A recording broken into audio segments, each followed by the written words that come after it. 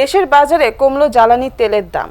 এর মধ্যে ডিজেলের দাম ১ টাকা ২৫ পয়সা কমিয়ে ১০৫ টাকা ২৫ পয়সা, পেট্রোলের দাম ৬ টাকা কমিয়ে ১২১ এবং অকটেনের দাম ৬ টাকা কমিয়ে ১২৫ টাকা নির্ধারণ করা হয়েছে।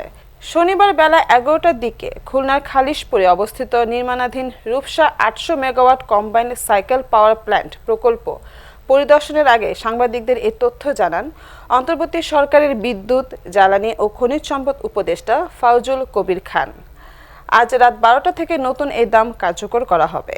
জ্বালানি উপদেষ্টা জানান, ডিজেলের দাম ১০৬ টাকা ৭৫ পয়সা থেকে ১ টাকা ২৫ পয়সা কমিয়ে ১০৫ টাকা ২৫ পয়সা এবং অকটেনের দাম ১৩১ টাকা থেকে ৬ টাকা কমিয়ে ১২৫ টাকা এবং পেট্রোলের দাম ১২৭ টাকা থেকে ৬ টাকা কমিয়ে ১২১ টাকা নির্ধারণ করা হয়েছে।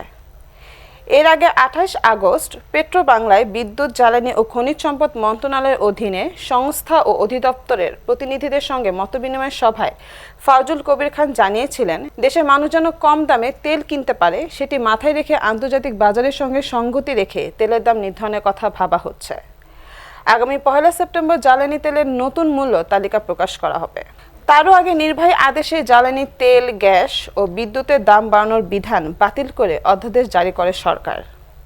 বাংলাদেশ এনার্জি রেগুলেটরি কমিশন আইন ২০০৩ সংশোধন করে অধ্যাদেশ নির্বাহী আদেশে জ্বালানি তেল ও গ্যাস ও বিদ্যুতের দাম বাড়ানোর ৩৪ ক ধারা বিলুপ্ত করা হয়েছে। ফলে গণশুনানির মাধ্যমে এসবের দাম নির্ধারণ হবে বলে জানানো হয়েছিল। ২০২২ সালের ১ ডিসেম্বর বিশেষ ক্ষেত্রে Bangladesh energy regulatory commission BERC-9 সরকারকে ভোক্তা পর্যায়ে জ্বালানি তেল, বিদ্যুৎ ও গ্যাসের দাম নির্ধারণ, পুনর্নির্ধারণ ও সমন্বয়ের ক্ষমতা দিয়ে বাংলাদেশ এনার্জি রেগুলেটরি কমিশন সংশোধন অধ্যাদেশ ২০২২ জারি করেন রাষ্ট্রপতি।